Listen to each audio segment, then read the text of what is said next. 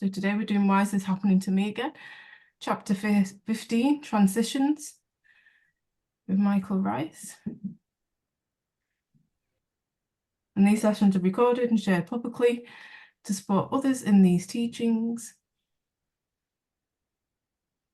And I'm Yink and I run Hear My Voice Book Club, which is an inspirational self-development books. Just a quick run over of what we've got on this week. So we've got children's story time tomorrow. Weekends, we have Insanity, Joe Dispenza's meditation, Qigong and office sessions. And our online monthly book is The Power of One More on the 7th of March. We have in-person events if you live in Manchester at Waterstones and Deansgate on the 14th of March. Michael will be back up with us on the 14th of March as well at 8:30 as he joins us the second and fourth Thursday of every month. And we also have a Joe Dispenza monthly book club, which is the 21st of March at 8:30. We're also doing a weekend away, hopefully, on Saturday the 30th of March at 10 AM till 10 PM and Sunday 10 AM till 10 PM in Stockport. Holiday Inn. WhatsApp groups keeping people connected. Hear My Voice Book Club runs non-profit events, so everyone can take part, regardless of their financial status.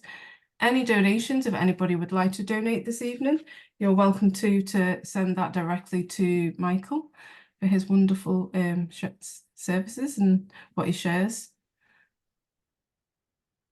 And we just like to start off with some shoulder rolls just to loosen our bodies up and get it ready for these teachings. So nice deep breath in, draw up the shoulders. And big exhale through the mouth as you bring your shoulders back and down. Nice deep breath in. And exhale. One more time. Nice deep breath in. And exhale. And if you've never been to my sessions before, I just like to start it off with also just standing up and just giving your bodies a shake out. If you don't want to stand up, you can just do it in your seat, just getting your bodies moving, just shifting that any old energy of the day.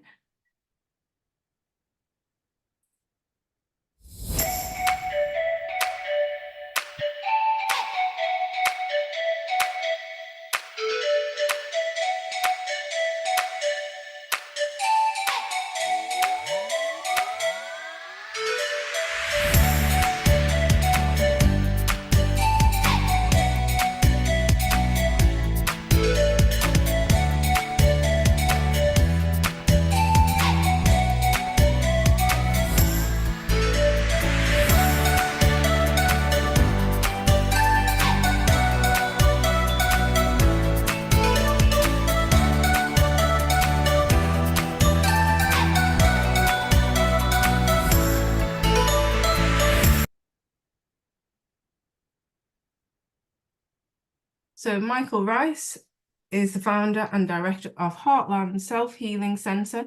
Michael lectures and teaches on health and healing and true meaning of true forgiveness. Michael is married to Jeannie Ryce. And I should let Michael introduce himself and say hello.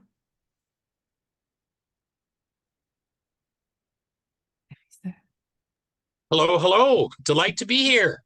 Once again, looking forward to seeing just what unfolds as we tap into and look at this topic, which I feel very blessed the universe reserved for me. Why is this happening to me again is a question that virtually everybody's asked themselves. And it opens the space to understand that what is probably the most disastrous atrocity that has ever happened to us as human beings, and that we bought into. And that is that we've had hidden from ourselves the fact that we are by nature creators. You and I are creative beings. Now that's an idea that everybody loves when the creation's going well. But when the creation's not going so well, don't we all know who's to blame? And you know what? The same person is to blame for every person in the world that's doing their why is this happening to me again? I have asked hundreds and thousands of people, and you know what the name is of the person who's doing it to them? It's always them. It's always somebody else.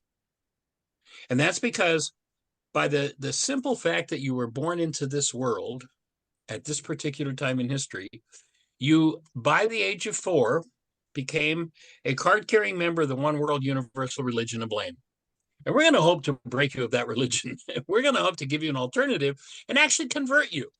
Conversion having nothing to do with religions, that we came in as human beings with a love-based mind, a mind that was designed to be fueled by the active presence of love. And we were converted to an hostility or fear-based mind. And what we're looking to do is to convert you back again, to give you back your original mind, your original state of being. And to do that, there's a transition involved, and that's going to be our topic today. So delighted to be here. And if you want to continue this conversation, of course, we have our radio show 5 days a week, 1 till 2 o'clock Eastern time. And you can access that show by, if you've got a US phone number, you can call into our show from 1 till 2 o'clock Eastern time at 563-999-3581. We've actually got a setup now where you don't need a phone to get in to listen to the show. We've got it set up so it's now running. We're working on transitioning it on a thing called Podbeam. So if you download Podbeam, you can listen to the show on your phone or on your computer. And eventually, we're hoping to get it set up so you'll also be able to communicate to us directly without using a phone number, but doing it through Podbeam. We're still exploring the technology end of that. So delighted to be here and look forward to seeing what unfolds for everybody today. I shall put all that information in the chat as well. Cool. Awesome. Just share my screen ready.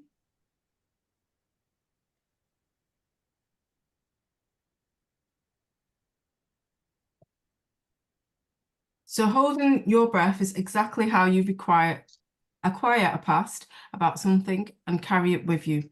Holding your breath attaches the pain of experience to a reality in your mind.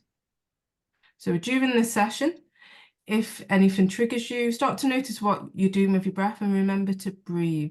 If any triggers come up, just remember to breathe. So in our previous chapter, on my screen, I can read it from here. Richard is a successful man in his late 30s following the breakup of another marriage, had contacted Michael. Richard felt his life was a mess and was desperate and wanted Michael to help. In the previous chapter 14, Michael shared how to choose a teacher.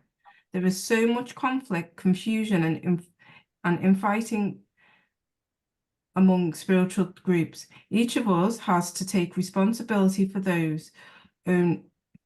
our own process.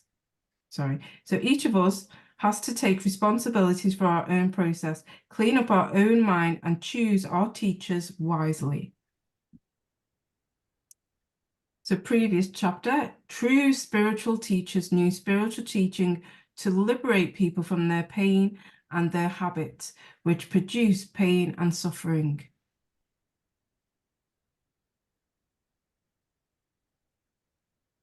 So this is Richard. I'm not sure what you mean when you say letting go of the part of us that need to heal. It sounds like I might lose something in the process, Richard confided. It is frightening to most people. For some, at first it appears to be the downside to doing this work. As you engage in this type of thinking and heal, you will lose a very dear friend. When you engage in true forgiveness, fear, manipulation, blame, and guilt are going to evaporate from your life. You'll no longer be able to play this role of victim, which has been a part of your life for so long. That friend is going to have to go. In the ancient teachings, they said, in order for you to live, you've got to die. which of course makes no sense at all until you understand that programmed within your body mind unit is an image of yourself that isn't who you are. It's the self that you're functioning out of whenever hostility or fear are in activity in the mind. That self has got to go. That victim game has got to go. That blame game has got to go for you to step into the truth of who you are as a created human essence, which if you hold a newborn child and you tap into the essence of the newborn, you'll discover is love. So being restored probably is the best word. Being restored to your original nature means that what's not true about you has to be dealt with. And transitioning through that, moving through that, can be a traumatic thing because it leads to all kinds of confusion. For instance, let's imagine that I have a whiteboard here. And on the whiteboard, I shine a red light, a blue light, and a green light. Now, we know scientifically there's no such thing as red, blue, or green. They're interpretations that the brain gives to those frequencies. They're only frequencies of light. That's why some people are called colorblind, because their brain interprets this frequency differently than most people's brains do. So if I shine all three lights on the board, you'll have a clear picture of red, blue, and green. But if I took all three and converged them on one spot, we would not have clarity on red, blue, or green. We'd have a mix of the energies, the frequencies of red, blue, and green, and we get some kind of muddied, confused color. Well, the mind works in precisely the same way. It is a frequency device. When your mind generates pictures, and we've been taught a fraud. We've been taught that we look out through our eyes and see what's going on out there. No, you don't. Eye is a one-way valve. You cannot see outside of your eyes. Eye is a device that brings in light frequencies and information carried on those light frequencies. And according to what comes in and what that stimulates within us, the brain literally paints pictures on the inside, or almost literally on the inside of our eyeballs. We think we're looking out there, but we're really looking at constructs that come from our own minds. Information stored within us, resonated by the information that comes in. Well, if truth and love are present and something conflicting with that surface is at the same time, then the two energies mix, they become muddied, and we call that confusion. If you keep pouring in clarity, the confusion will disappear. Sadly, many people, when the confusion comes up, or old rages and fears and guilts, they'll blame somebody else and run away. And I've seen it take, actually, we got a phone call on our radio show this week. It's the record.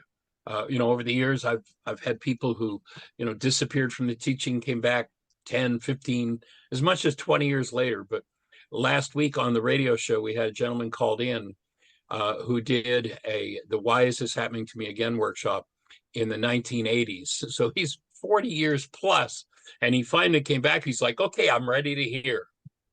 So people sometimes run away, but sooner or later, you've got to deal with what's going on inside of you. And there's a kind of this test that we've developed. It's a really complex, very, very difficult test to apply, but you can do it. How do you tell whether or not something you're feeling is yours or not? Are you feeling it? It's the only question you have to answer. If you're feeling it, it's going inside. Now, you can pretend that somebody else made you feel that way. You can pretend that you're not responsible. You can pretend that everybody else, but that's all a lie. The truth is, if you're feeling it, it's yours. If you don't like it, then you better get to work and get rid of it, because it goes away no other way than by dealing with it. Well, actually, there is another way. You can fill your body with drugs and alcohol and chemicals and anesthetize you against it, but that'll destroy you. Sooner or later, anybody who says, I'm ready to be finished with the Why Is This Happening to Me Again is going to have to step into doing their internal work and cleaning up their own minds. And that's what we're here to support you in doing. I've spent a little better than a half a century doing that now, working on that, developing that, so you don't have to. We've shortcutted everything. It's right down to bing, bing, bing, bing, bing. Here's how you do it. If you want the tools, you can gather them in I'm literally, some of the core pieces of these tools took me, in terms of my own personal process, It took me 35 plus years to understand. We can put that understanding now in 2 sentences for you. So hang around, use the tools, and watch how life changes. And I'm delighted you're here.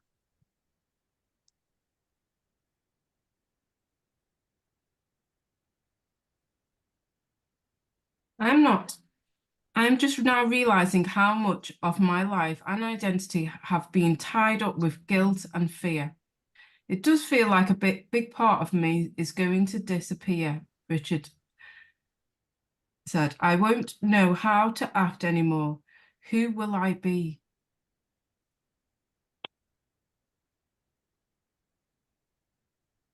Can you relate to Richard? Is there anything about yourself or experienced you fear there will be a loss by doing the work? And you can put it in the chat if you want to share, or you can raise your hand and speak it out. Anyone have any concerns about what you're going to lose if you do your work? Anyone, any thoughts, questions, or answers? Oh, let's go for it. I will just share one of mine. Okay. I would like this fear that if those that are responsible, that I think are responsible, will get off with it. Mm-hmm. Yes, but Angela, won't it be wonderful to be able to live without any need to fight? What if you had a body-mind unit that felt safe enough that no matter what happened, there was no need to fight? Wouldn't that be quite a relief? So we're here to show you that that can be done and support you in doing it. Can I share something? Go for it, I think sometimes I don't like to admit this, but I actually I want to be empowered, but sometimes I think I'm so used to being in the victim mode of things that happen to me that I get scared that people will expect more of me, if I'm more empowered. It sounds really weird. No, not at all. Yeah. There's a bit of a fear of stepping up to that almost. I want to do it, but there's a fear of it because there's sort of dynamics in my life of people that kind of see me as she's the one that got poorly from all the terrible things that happened to her. And I don't like that. I hate it. It's like so disempowering. And yet there's also a fear of what if I need them and then I step up and then I lose all of that. That makes sense. So what if you stepped up and you took on that role and you could still say, well, I need support. And people would be there for you and not have to be there out of pity, but be there out of, well, I've been there too. I feel empowered and I've had times when I needed somebody there for me. Maybe there's nothing to lose. Yeah, that's awesome. Except your victimhood. Yeah. But then, of course, you have the question, what would I be without victimhood? And you're going to have to do a discovery of who you really are. You have to step into a new space. It's a great learning opportunity. Thank you. That's brilliant. Thank you. And then we've got in the chat, we've got being right and identity from Christine. And then Angela's put, yes, it would be wonderful, but something that's hard as it protects me.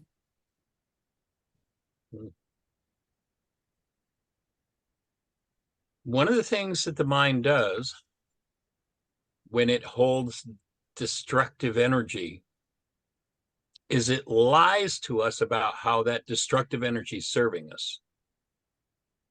My offering is destructive energy has never served you and never will serve you. It's a lie. It's a fraud that it will. And once you realize that, then get rid of it.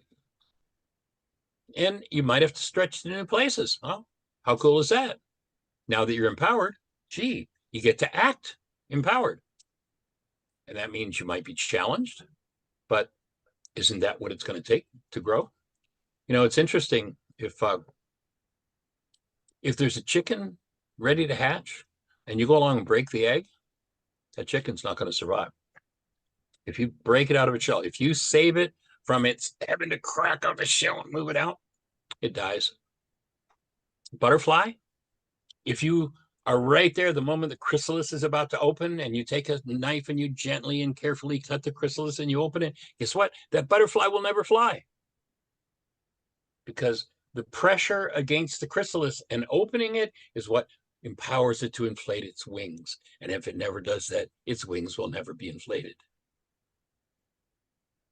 So you might want to make a choice to go for the challenge, because it will be a challenge. But as you push up against that challenge, that's what strengthens. That's kind of part of the whole game of nature.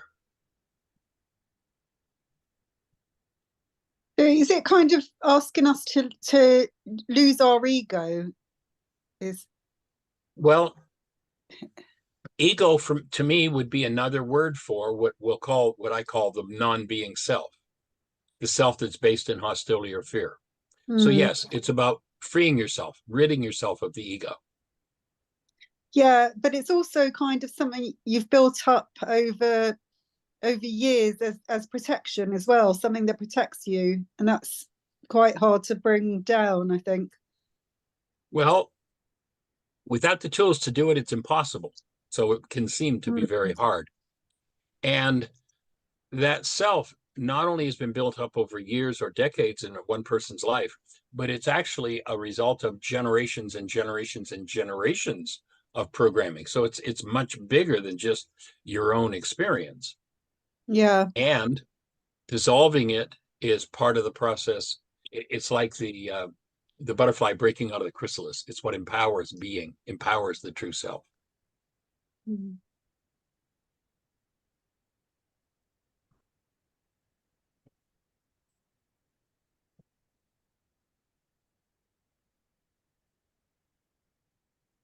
So what have you joined? Why is this happening to me again this session? That you fear the loss of letting go of, but you want to change in your life. So what is it you've joined this session for? But you may feel lost, but you really want to change your life. So you're clear about what you're ready to let go of. You can put it in the chat, or if you want to share.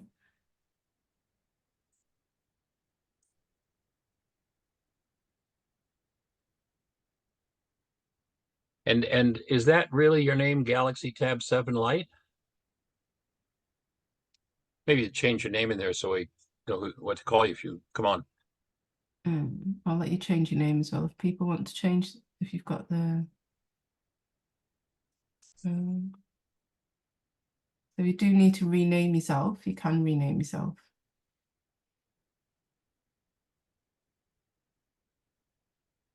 So what are you ready to let go of? We've got let go of my fear and ego.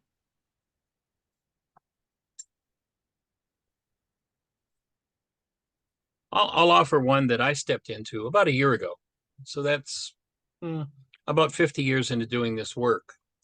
And I finally came to understand that perception, pictures painted on the inside of our eyeballs, are nothing but a construct of the mind based out of past information. And we've all pretty much been taught to live out of perception as though it were a fact. When in fact, it is a fraud, is something that we put between us and the actuality of life. And it's something to ultimately be letting go of. So for me, now I've spent about a year, maybe it's a little longer than maybe a year and a half now, working on just being willing to let go of perception. And the corollary to perception is memory. You know, memory obviously means past. There's no future in the past. So the way I would answer that question, because I'm still working on it, finding it to be very beneficial, is to let go of memory and perception. Which the ego goes, oh my God, what? Without memory, what? Well, guess what? There's a much, much bigger mind than the mind of your body, than of carbon-based memory. And it's got a whole lot more wisdom than whatever's stored in your body or mind will ever hold. You can trust it. It's a whole lot better than perception or memory. So I'll just throw those out as possibilities for consideration. We've got another one, let go of victim mode, which was my mother's way, not mine.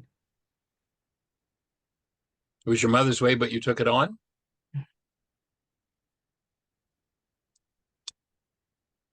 It's called a power person dynamic. It runs the world. That dynamic, that singular dynamic runs the whole world.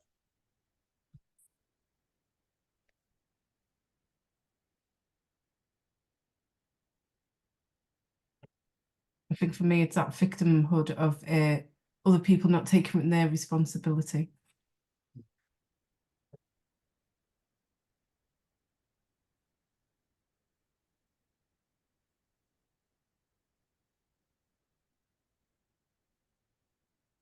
So some part of you may already be feeling sadness about the loss of those old personality roles you loved to play.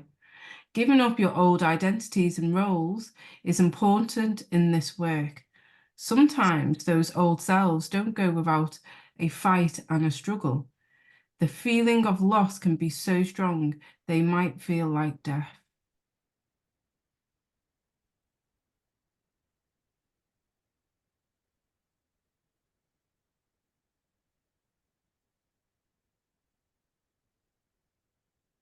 I like your toe tag there. That's Yeah. awesome. Very cool. In Aramaic, it was said that in order to live, you had to die. This may sound like a ridiculous statement, but when you see that the old self, the false, disempowering self, has to go or die for the true self to live, it makes perfect sense because it is a death of sorts. Yeah, for sure.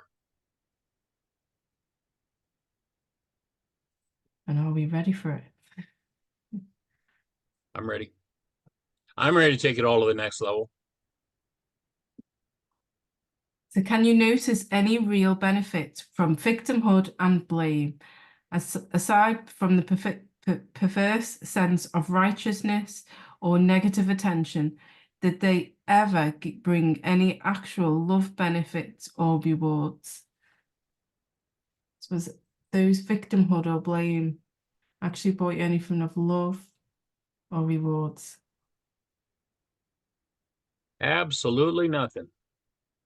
Kind of like that song, War, what is it good for? Absolutely nothing.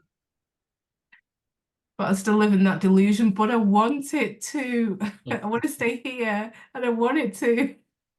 Well, sooner or later, you gotta let it go.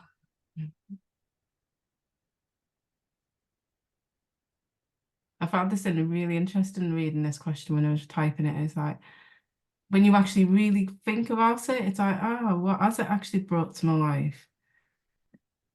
And it is that kind of delusion of what you wanting, or that hope that it's going to do something, but it never actually brings anything.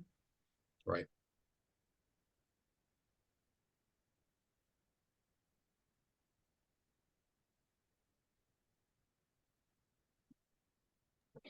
I have quite a struggle of like letting go of blame of other people because Mhm. they aren't sorry. So they feel the same way as they always did. They don't think they did anything wrong. So I've just moved away from it all. And then people say, forgive. And I've had this thing in my head for years that forgiveness is what happens when the person apologizes to you. So I know that's not right. You have to forgive for yourself. But I do battle with that a bit, if I'm honest. Well, let me ask you a question. How many times have you been accused of not taking responsibility?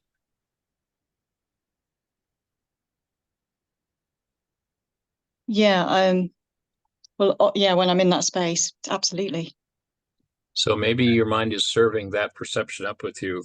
It looks like it's about others, but it's really Mm. just another dynamic within yourself to take a look at and determine whether or not you're going to be responsible for it and work through it. Like, get done with Right. it. Yeah, I'm with you. Yeah, thank you. Michael, I have a question about responsibility and guilt. Is that somehow come together? Like I so easy take responsibility for everything, like as if it Are is you thought yeah, are you taking responsibility, or are you doing blame? taken.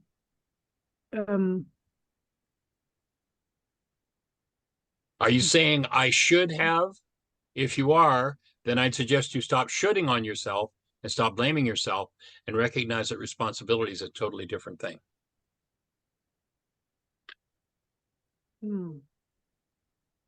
Yeah, but the guilt is that I thought that is some connected to the responsibility. Where, for example, when somebody, let's say, did something really not okay, and then I thought, oh, perhaps it's I had to do better, or it's my thing to not to have this situation later. So yeah, is it blaming myself? Yes, right. So blaming yourself is not taking responsibility. They're two different, totally different things. Blame and responsibility bear no relationship to each other. So if you're taking responsibility, you're saying, oh, well, I did this, and so here's what I'm going to do to clean it up. Blame is I did this, and oh, look how bad I am. They're two different things. But most people, when they hear the word responsibility, hear blame, guilt, fault. And there's no intimation of blame, guilt, or fault in the word responsibility. Yeah, I see that now. But I think in my eyes, I take too much responsibility on my shoulders when something happens, and that perhaps it comes from old family situation. Yeah. So are you taking too much responsibility, or you're taking too much blame? Responsibility, or both. Sure. Okay. Yeah. Well, over responsibility is a problem. And so that can be a good topic to do some worksheets on, to do some forgiveness work around. Yeah. Okay. Yeah. Cool. Thank you. All right.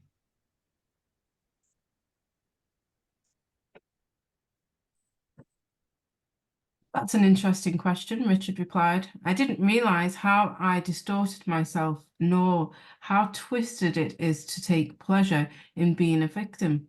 It seemed like a good way to get attention and not have to accept blame for anything. No matter what went wrong, I convinced myself it was always someone else's fault. And it's interesting in the Aramaic language, when they talk about neighbor, the word neighbor means anybody that you think about. And in Aramaic, you are your own neighbor. Your non-being self, your ego self, is neighbor to your true self.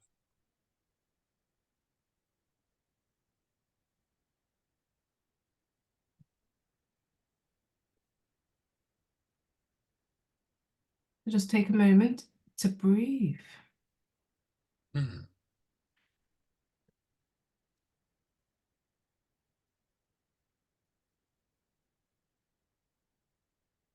you noticed what you've been doing with your breath as you've been speaking as well? I've just noticed I've been holding mine.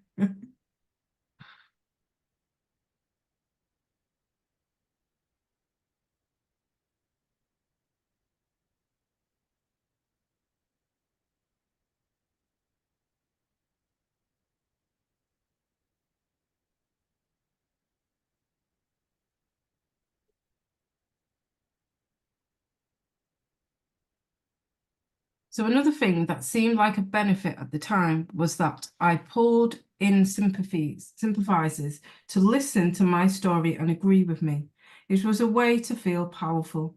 By manipulating others into being on my side, I rallied support against common enemies, convincing myself and almost everyone else that I was right. I had all those people in the palm of my hands, agreeing with me as I attacked someone who was innocent. You said earlier, Michael, that we never do to someone else what we have not already done to ourselves. I'm also realizing that we first have to create abuse within ourselves in order to abuse another or have another abuse us. I was trying to ostracize the people I blamed, but I was the one who ended up alone. In the end, my behavior led to nothing but gossip and lost friendship. I didn't even see my part in it. And it's powerful when you can start to see your part in it, because that's the only way you can change it. That's the only way you can stop it and do something different.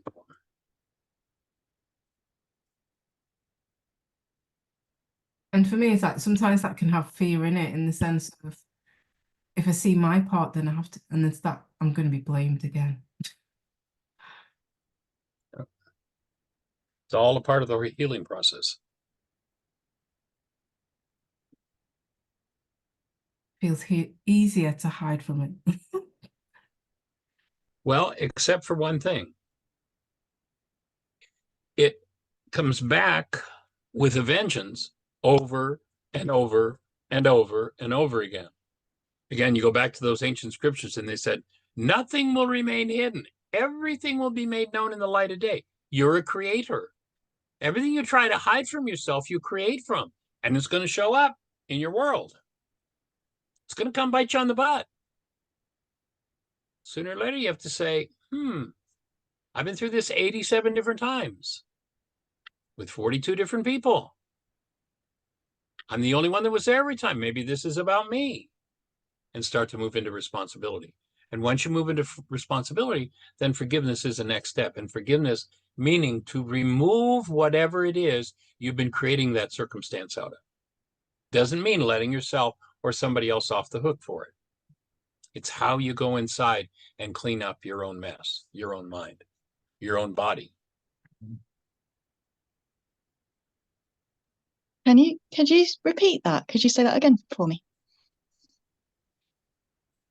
The fact that you're a creator means that whatever you hide from yourself, you empower in the world. And the world is going to show up and bring that back to you. That's how creation works. What you set up shows up in your life, manifests. It's interesting, in the Aramaic language, the word that's been translated as manifest, like, oh, I want to manifest a new car. Oh, I want to manifest a new relationship. I want to The word manifest in Aramaic means obvious. In other words, energetically, when something becomes so obvious to you that it must be true, then it will be your creation. It will become true for you and will show up as truth. But if it's based in hostility or fear, what appears to be true to you is a lie that needs to be forgiven. Does that make sense? Yes, it does. Thank you so much. Yes.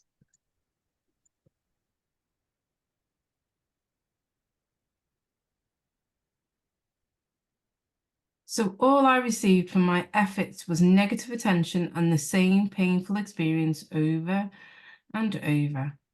When I was in the blame and guilt mode, it seemed like I had the power. Now it looks more like a false, useless kind of control.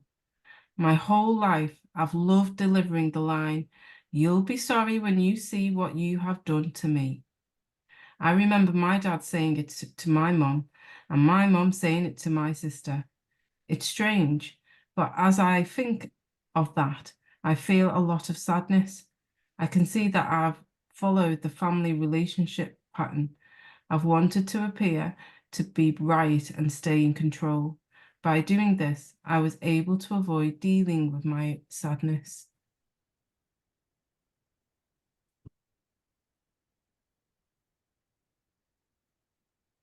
Hostility is the number 2 physical drug on the planet. Busyness is the number 1 drug. Hostility is number 2. It's an anesthetic. it works differently than busyness. Busyness is a way to avoid feeling. Hostility is literally a chemical anesthetic produced within the body that anesthetizes us against our pain, the pain that we refuse to resolve and face.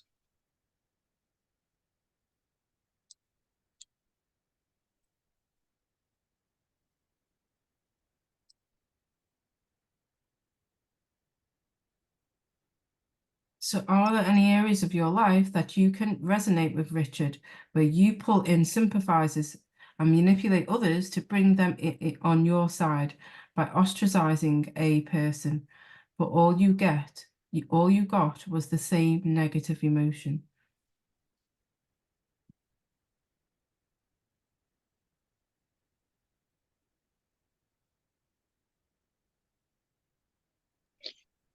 Yes, because if I stay in victim mode and moan about my mum was a victim and look what she did to me, all the abuse, and then I get the sympathy because I'm in the victim mode, and it's just like it goes round in a circle. Does that make sense? It goes around in this circle of she was the victim, and then I'm mad at her for being the victim, but then the way I behave then in the world makes me the victim. So I'm like, oh my God, I'm just perpetuating the whole thing. Yeah, it's called projection. And literally how projection works. The culture teaches projection is, something that's inside of you that you put outside of you. But actually, that's not projection. Projection is when you take dissociated content from within yourself and you build perceptions out of it. You project that content. So let's say there's this particular attribute I don't want to deal with. Bill comes along and resonates that attribute in me, too painful for me to look at directly. So what do? I literally use that data to build my brain's image of Bill. Now, Bill shows up in my mind with my problem attached, and I swear it must be his problem. But I'm the one who's feeling it all the while.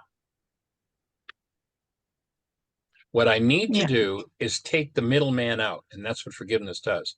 It allows you to go to the space where you come into direct relationship with that which is in you that needs healing. And you do that by knocking out the middleman, Bill. And that's how forgiveness works, a la first century Aramaic. That's what it does. Cool. Yeah.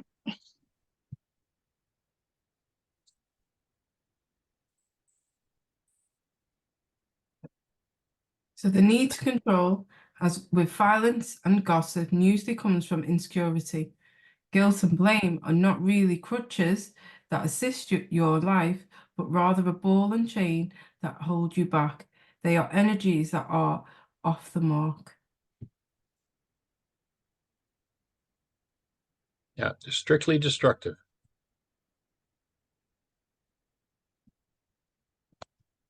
It's amazing how blinded you can be of the destruction of it. It's pretty amazing, for sure.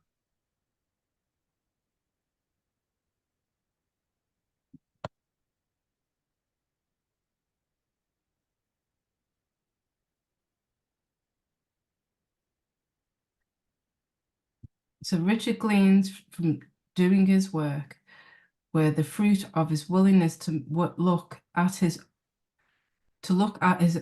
own realities would change his life forever. He was experienced firsthand that it was safe and healing to face himself.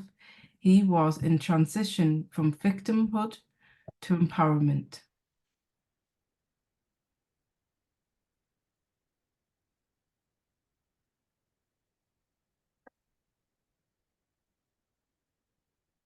So because this was a short chapter, I'm not sure if we want to open it up to questions and see where it goes. It's me again, but can I just ask, how do you stop your head from kind of ranting about this over and over, because I will meditate and get into my heart and let go.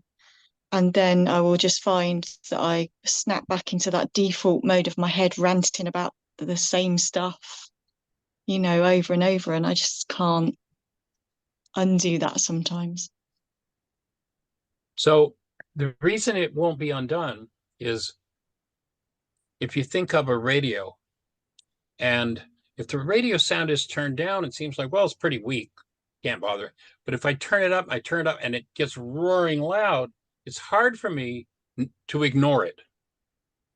It's the same thing in the mind. Once something starts resonating and moving, whoa, it's got me by the face. The forgiveness worksheet is designed to specifically start to shave off that energy so it gets weaker and weaker and weaker until you can go, oh, I can see this now, and I don't have to engage it. Mm. But when we've spent a lifetime and maybe generations denying, dissociating, hiding, when it finally pops through, it comes through so loud it's hard to ignore. Forgiveness is the tool to use there. Okay, that's great. Thank you. Right.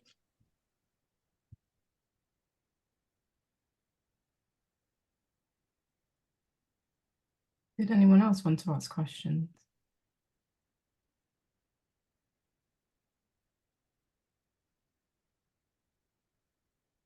Either on what you've just heard or what you're working on? Yeah. Can I again have a question? Mhm. That is also I think I carry from my mother. I wanted to help her, and I carry some blame, put some blame from her, or some low self-esteem from her, and I think I put that on me to help her, that I have to carry that. And I think that is still in me, that I have to carry, to help her, and or not help her, but that, yeah, that is still on me, that I have to something on my shoulders which is from that time, when from the past. And I am not really knowing how that plays out in my reality. That is, how is that bringing me into situations which are not necessary to, yeah, to deal with. So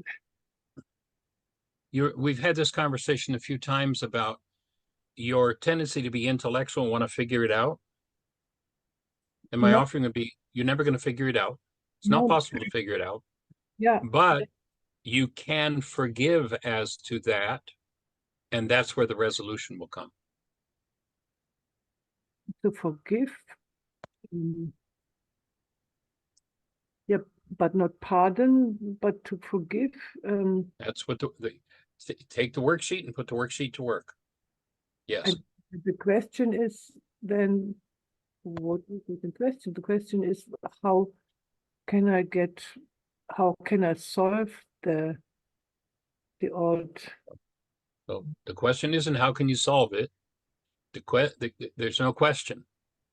You take the worksheet and you start doing the worksheet. Number one, I, Corey, who am love, am feeling frustrated, angry, sad, whatever it is. And you do the worksheet process. You're never going to figure it out. No. But you can forgive it. And that's how you forgive it. Is you take the worksheet and you put it to work. And to feel the feelings, but I mean, the goal is then to so my in the moment is a goal to set me free from that. But I is could it, see in a situation like that many goals. The goal might be, around that circumstance involving your mom, the goal might be a goal that you have for your mom to take responsibility for her life. The goal might be for your mother to feel better. yeah. The goal might be for you to be so powerful that you can fix everything for her. It could be a wide variety of goals. There may be many worksheets that you'll do on that topic, but that would be the starting point. Oh, that was helpful. Good. What we're here to do to be helpful. Yeah. So just put it on the page and go to work with it, Hmm. step by step. Yeah. Yeah. Thank you. Delighted.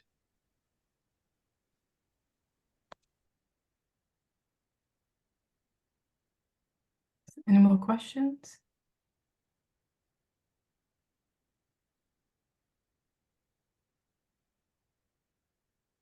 Is it the time you get Michael all to himself that you can ask a Say question? again? This is the time you get Michael to yourself where you can ask him a Yeah, question. go for it. Hiya, Hi, can Christine. you hear me? Yeah. Yeah, I'm not quite sure how to ask a question, but so you, for example, I'll just use an example of somebody. Can you get a little bit closer to your microphone? You're really difficult to hear. Okay. Is that better? Yes. Okay. So there's a place that I've been staying, and sometimes somebody else comes to stay, and they've been helping themselves to the food that I've bought when I've been there. And recently, they actually finished off a jar of peanut butter, didn't wash it out, but put the empty jar back in the cupboard. And I was quite shocked by it. And so I kind of feel like I probably should have said something to them, but I didn't know how. Partly I was irritated. And so if I did this forgiveness thing, I wouldn't want to sort of just, I don't feel I could just do it without, if I did address it, I'd want to do it not in anger.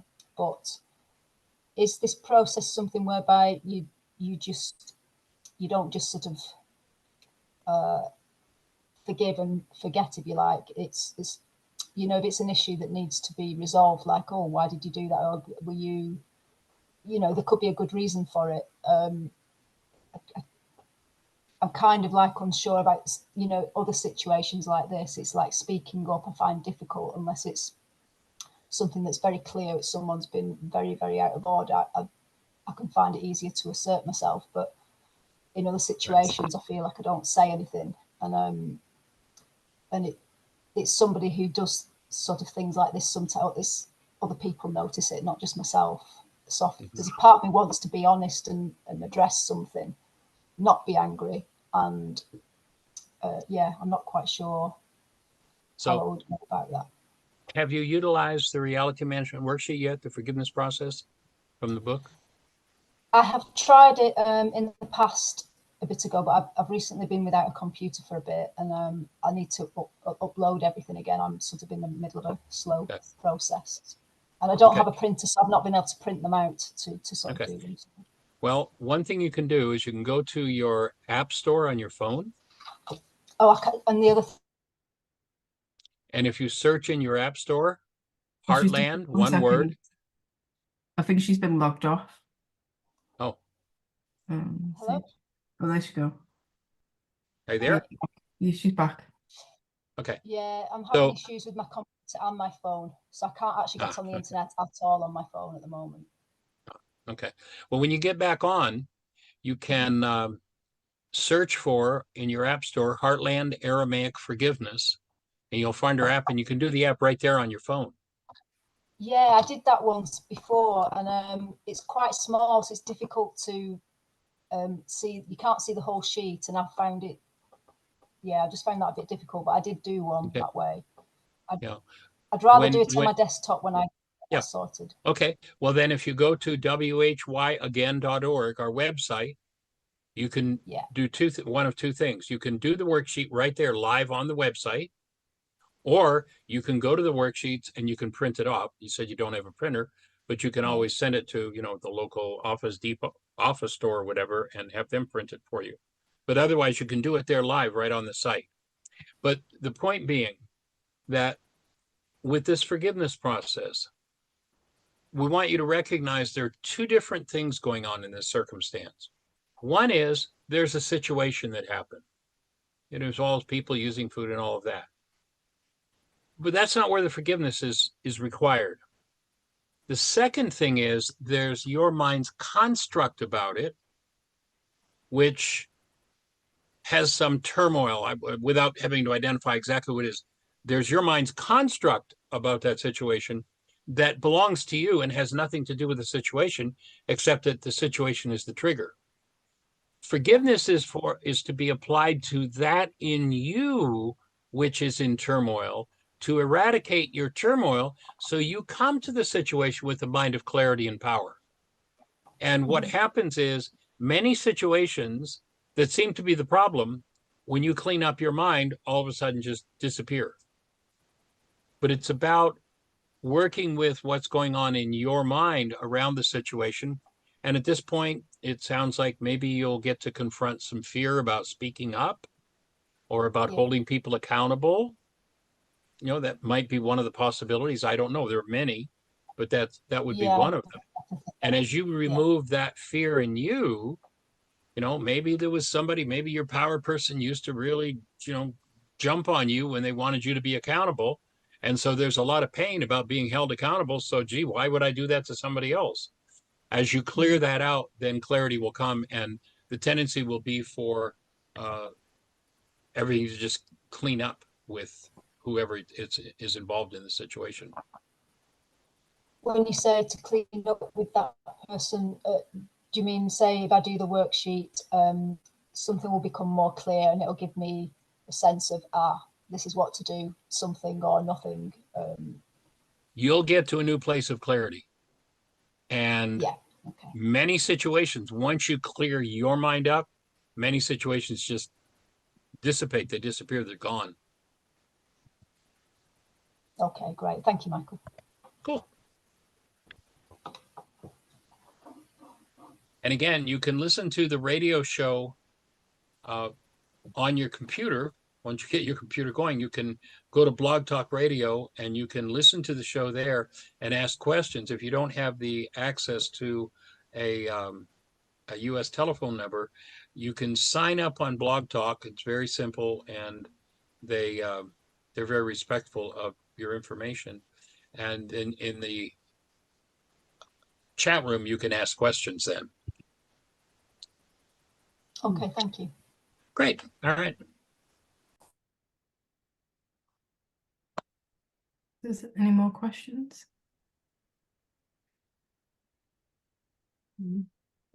Yes, I have a question. It is concerning the goal with the mother I had before that question. Could that be also a goal that I want to be the child and I want my mother to be the mother? That could very well be the whole bottom line of it. Yes, absolutely. And as you get clear on that, everything changes. Oh, yeah. And the other question is about I had a situation today where I did not felt heard, so not seen, not heard, not answered, not answered or not good. And when that happened, I felt I blamed. And when I then blamed, I felt I felt really alone. And then after a little while, I thought, about that situation. And when I noticed that it is my, that I blamed, and that helped me to see, that helped me to not feel the pain. But the question is it the feeling of feeling like second best or not to feel heard? Is I need to work on, or is it also that I do not need to say that person, to let the person out of the hook, but to only to see me, what I need to feel or to go to work on, like like the pain of not feeling seen or heard. That would probably tie right back into wanting to be the child and mom be the adult. You know, that may be something that started. Maybe, you know, a lot of children don't really get to live a childhood. They have to grow up very quickly and take care of the adult who is really the child. And so each of those, if that's what you're working with, then you're probably going to do many worksheets in that direction to clean that whole dynamic up in your own mind.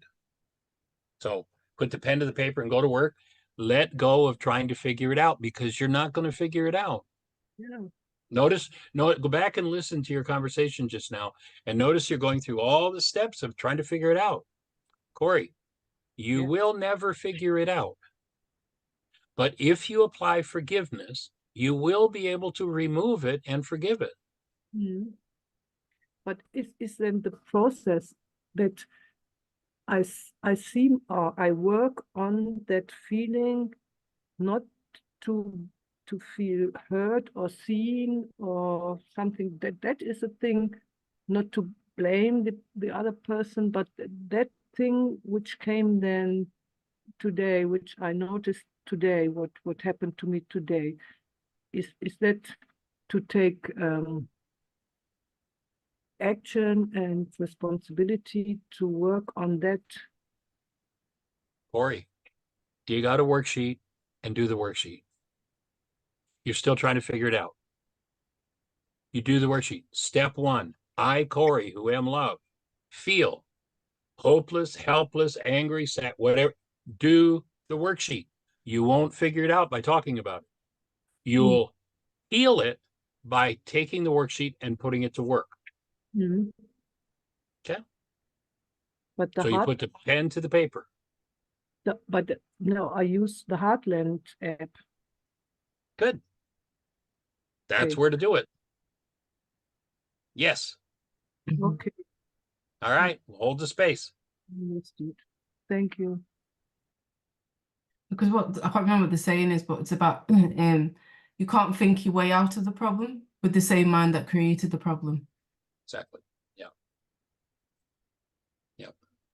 Yeah. And that's what I can sense Corey's trying to do, is trying to think her way out of the problem with the mind that created it, that can't see beyond its perception, so it can't see the solution. That trying to figure it out is the number one pseudo solution of the non-being mind.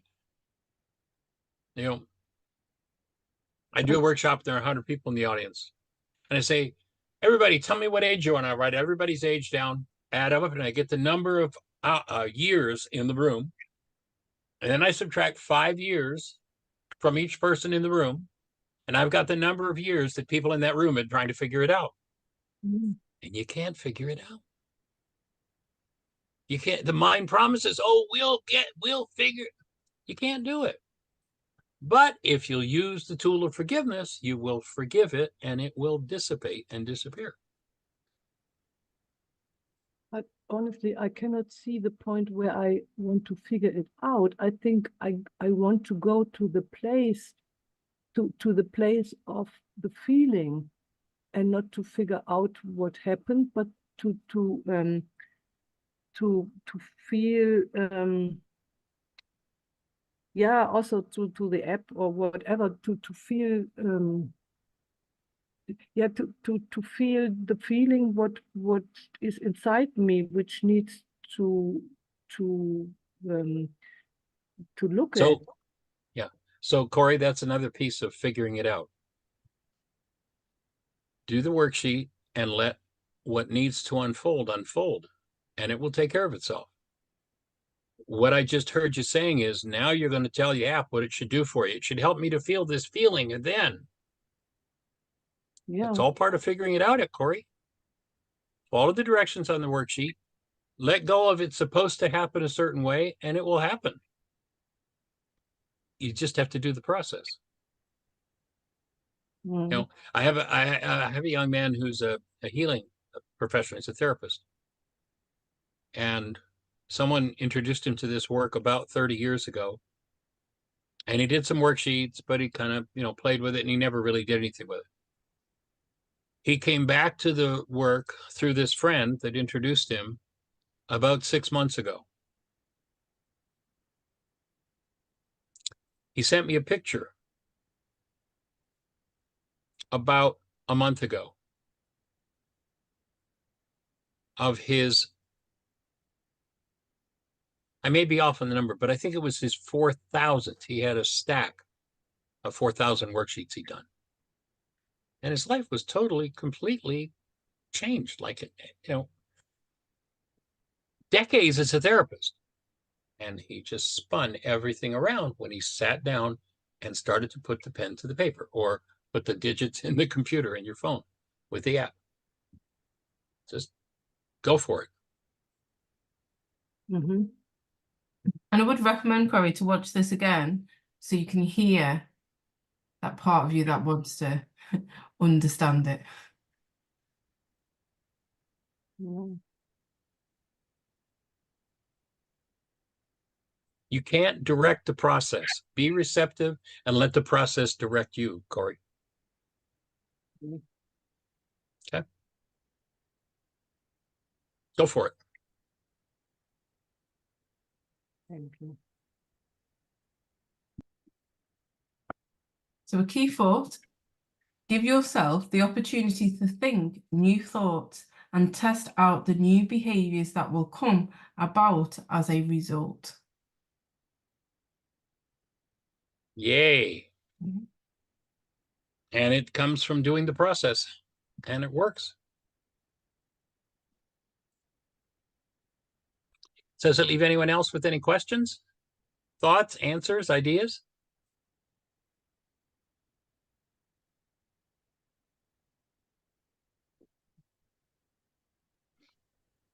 I think it's Tracy? really helped. It's helped me a lot tonight because I tend to bounce between a feeling. It's not really a feeling; it's the mind, isn't it, of being in that guilt space where I'm frightened of my mother and I'm in fear. And so what I want to do is almost give her everything to placate her, because that's how it was. And then I will bounce into the opposite, which is absolute anger and blame. And then I will bounce back into the first one. And then I will bounce back into the second one. And it's like you say, that there's never a solution, because that is just all coming from And most people this spend their lives. projection. Yeah. Most people spend their lives just doing that. You don't have Yeah. to. Use the worksheet. It'll change everything. Yeah. Thank you. There's a middle, isn't there, which is take responsibility and heal it. And that's, Yeah. thank And you very remember much. that while the mind makes all kinds of complex pictures and things about trying to understand it and all of that, it's all energy. And forgiveness is an energetic process. When you engage in the energetic process of forgiveness, if you do it with sincerity, you'll process through the energy that's behind it. And all of a sudden it'll be just like over, I designed the first worksheet that I used probably 44 or so years ago, 43, 44 years ago. And I've walked hundreds of people through it. And most people, when they do a sincere worksheet, when they get down to the step number 6, where it says, And how does number one, go back to the description of number one. How does that look to you now? The most common response is, I can't even believe I was ever upset about that. Like, what was the big deal? You know what the big deal was? There was all this unresolved energy and you going, shh. When you process it out, you just go, oh, it's just what it is. Changes everything. I think as And well, because that gets sometimes, it from the, yeah, sorry. Oh, sorry, I was sometimes going to say that it's gets it from the body, doesn't it? Because I think otherwise it is just head based, isn't it, all the time? exactly. Yeah. And this energy is stored in your body and has to be processed through your body. Yeah. And it's all energy. And this works with the underlying dynamic of the energy system and just clears out the garbage till there's nothing left but who you are. Then human life begins. Doesn't Well, begin looking till forward then. to that bit. Yeah. Looking forward to that. Joining you in Thank it. All right. Thank you. Okay. Well, anybody else, any questions, thoughts, answers, ideas before we close out for the day? All right. Well, thank you, Yinka. Yeah. Appreciate you, everybody. Have a And blessed one. so the next session is about chapter about abuse and healing victimhood. So that'll be Yeah. on the 14th of March. For those that want to join, and I shall just play us out with some music. And a massive thank you, Michael, and Delighted. you joining us for this. It's really helpful. All right. Blessings to everybody. Thank you. Thank you so much, Michael. You are most welcome and deserving. Thank you. Yeah. Thanks, Thank Michael. Thanks, Yinka, and everybody. All right. Thank Take care. you. Blessings, everybody. Thank you. Thank you. Blessings. Bye-bye.